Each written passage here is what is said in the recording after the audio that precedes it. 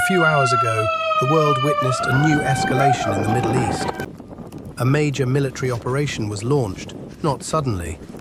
Israel announced a preemptive strike. They called it a precautionary measure.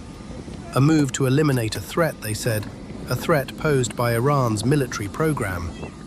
The United States wasn't alone. It coordinated, and the air coalition planned the attack weeks before it was launched. The operation wasn't theoretical, it was fact. Explosions were heard in Tehran and other cities. Airspace was immediately closed. Sirens sounded. Schools were closed and cities were put on alert. Israel insisted this was about national security.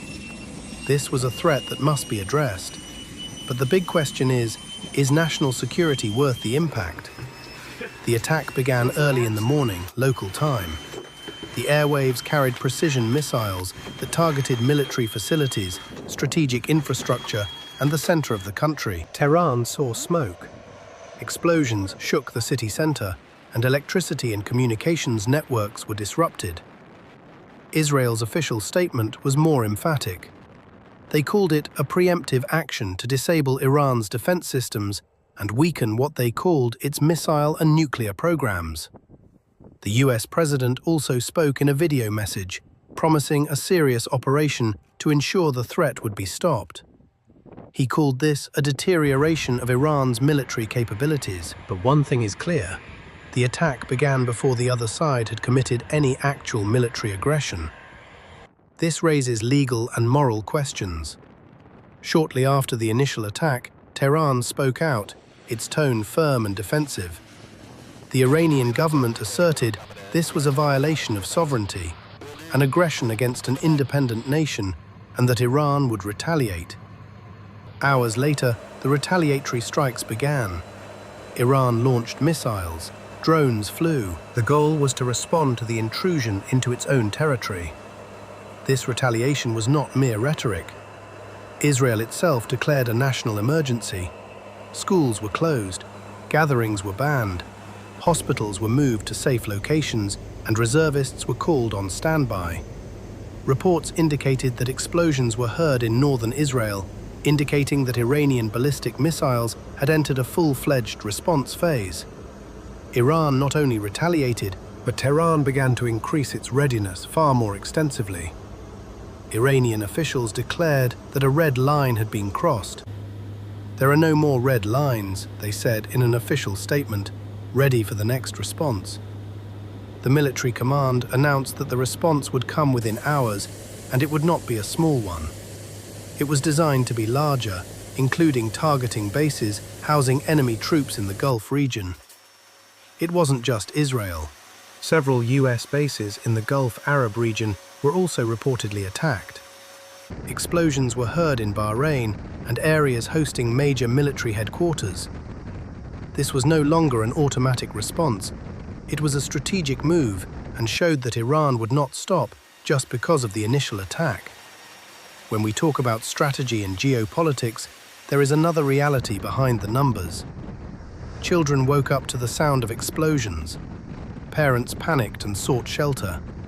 Civilians saw their homes damaged. Schools in Iran closed. Transportation was disrupted, and communications and internet services became unstable. In Israel, too, hospitals were relocated. People were instructed to stay home. A normal day turned into an emergency alert. The effects spread. Airlines cancelled flights throughout the region. Regional economies were affected. These are not statistics. These are real lives, the lives of ordinary people. Now let's explore what all this means. First, the major escalation was not initiated by Iran. Iran was the one attacked. This is an important fact. Second, Iran's response was not merely emotional. It was measured, strategic, and touched on the opponent's military aspects.